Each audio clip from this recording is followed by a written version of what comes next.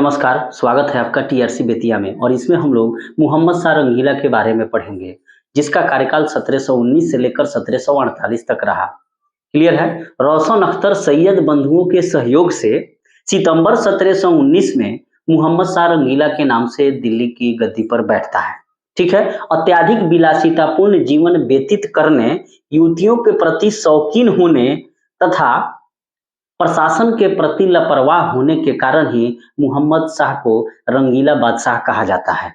Clear है। और मोहम्मद शाह रंगीला के शासनकाल में ही सैयद बंधुओं का अंत हुआ था।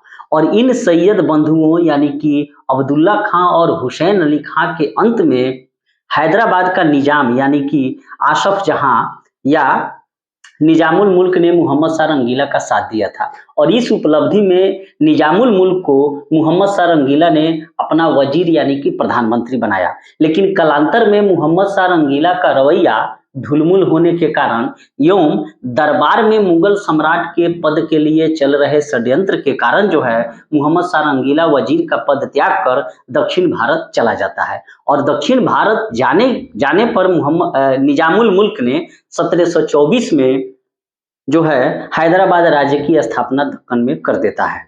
और मोहम्मद शाह ने उसकी स्वतंत्रता को मान्यता देते हुए आसफ जहां की भी उपाधि दी थी। यहाँ तक क्लियर है। मोहम्मद शाह रंगीला के शासनकाल में ही अवध के सूबेदार सादत खान ने स्वतंत्र राज्य अवध की स्थापना कर ली। साथ ही बिहार, बंगाल, उड़ीसा भी स्वतंत्र हो गए।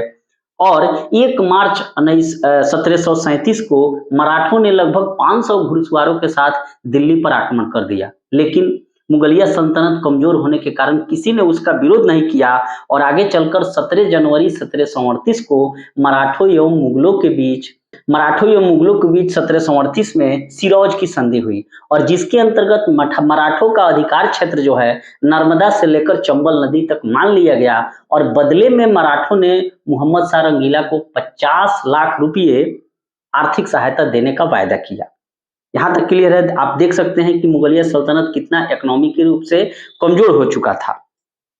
मुगल शासन के ह्रास के पश्चात भारत में मराठे सर्वाधिक समर्थ देशीय राज्य के रूप में उभर कर सामने आए। और साथ ही मराठों ने ही संयुक्त भारत देश की स्पष्ट संकल्पना दी थी। देखिए, मराठों ने ही संयुक्त भारत देश की स्पष्ट संकल्पना दी थी। मोहम्मद शाह के शासनकाल में कई आक्रमण हुए, जिसमें सबसे इंपॉर्टेंट है नादिर शाह का आक्रमण, जिसे ईरान का नेपोलियन भी कहा जाता है।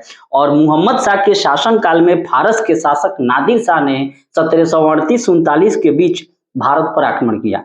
ईरान का नेपोलियन के नाम से प्रसिद्ध नादिर शाह ने के भारत पर आक्रमण के समय मोहम्मद शाह रंगीला ने आक्रमण को रोकने के लिए निजामुल मुल्क कमरुद्दीन खान ए दौरा के नेतृत्व में सेना भेजी। और आगे चलकर इसमें अवध का नवाब सादत खां भी शामिल हो गया। 13 फरवरी 1739 को हुए करनाल के युद्ध में, ये युद्ध काफी इंपॉर्टेंट है। करनाल का युद्ध कब हुआ?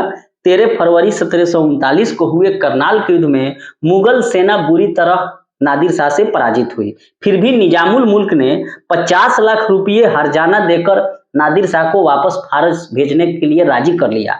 लेकिन अवध के नवाब सादत खान ने यहाँ पर साजिश रच दिया और नादिर शाह को यह सलाह दी कि आप जो है निजामुल मुल्क एवं मोहम्मद शाह रंगीला को बंदी बना लीजिए और दिल्ली में राजकोष खजाने को लूट लीजिए। बहुत खजाना दिल्ली में पड़ा है। उसके बाद नादिर शाह जो है लगभग 57 दिनों तक दिल्ली में रहा एवं लूटपाट करता रहा।